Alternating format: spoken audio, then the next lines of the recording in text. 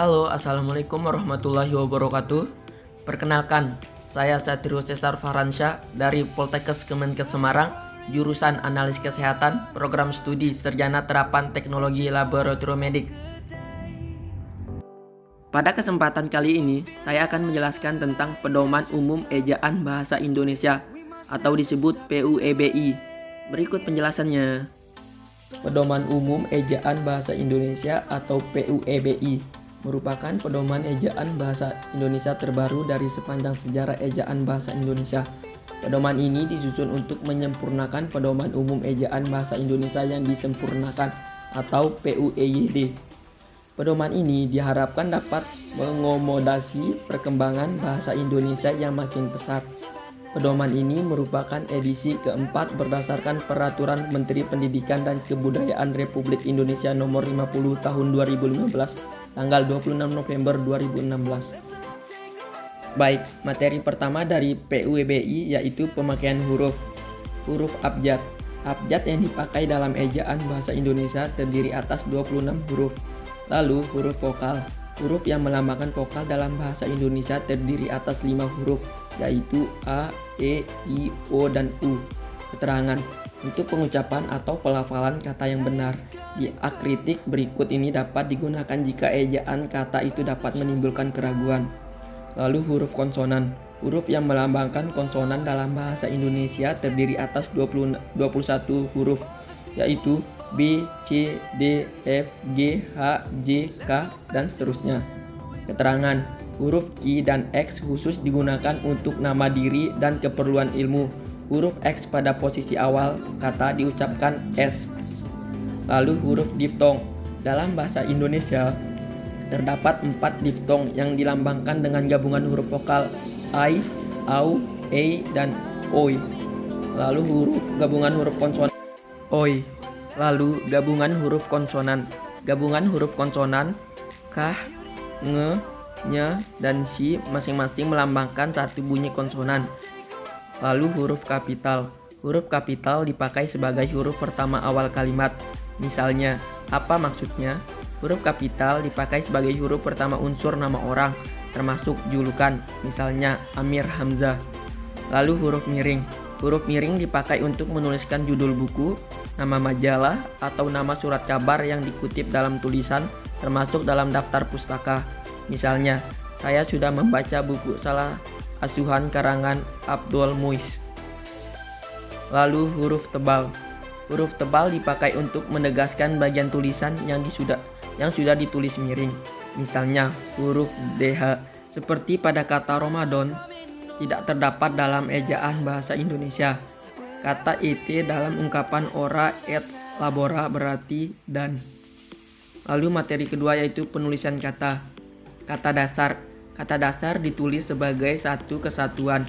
Misalnya kantor pajak penuh sesak. Lalu kata berimbuhan. Imbuhan atau awalan, sisipan, akhiran, serta gabungan awalan dan akhiran. Ditulis serangkai dengan bentuk dasarnya, misalnya berjalan, berkelanjutan. Lalu kata ulang. Bentuk ulang ditulis dengan menggunakan tanda hubung di antara unsur-unsurnya, misalnya anak-anak, biri-biri. Gabungan kata. Unsur gabungan kata yang lazim disebut kata majemuk, termasuk istilah khusus ditulis terpisah. Misalnya duta besar, kambing hitam. Lalu pemegalan kata. Pemegalan kata pada kata dasar dilakukan sebagai berikut. Jika di tengah kata terdapat huruf vokal yang berurutan, pemegalannya dilakukan di antara kedua huruf vokal itu. Misalnya buah. Kata depan. Kata depan seperti di, ke, dan dari ditulis terpisah dari kata yang mengikutinya. Misalnya di mana dia sekarang. Lalu partikel. Partikel lah, kah, dan tah ditulis serangkai dengan kata yang mendahulinya. Misalnya, bacalah buku itu baik-baik. Lalu singkatan dan akronim. Singkatan nama orang, gelar, sapaan, jabatan, atau pangkat diikuti dengan tanda titik pada setiap unsur singkatan itu. Misalnya, AH Nasution Abdul Haris Nasution. Lalu angka dan bilangan. Angka Arab atau angka Romawi lazim dipakai sebagai lambang bilangan atau nomor. Angka Arab Contoh 0, 1, 2, 3, dan seterusnya. Lalu kata ganti. Kata ganti ku dan kau ditulis serangkai dengan kata yang mengikutinya. Sedangkan ku, mu, dan nya ditulis serangkai dengan kata yang mendahuluinya. Misalnya, rumah itu telah kujual. Lalu materi ketiga yaitu pemakaian tanda baca. Tanda titik. Tanda titik dipakai pada akhir kalimat pernyataan. Misalnya, mereka duduk di sana. Lalu tanda koma.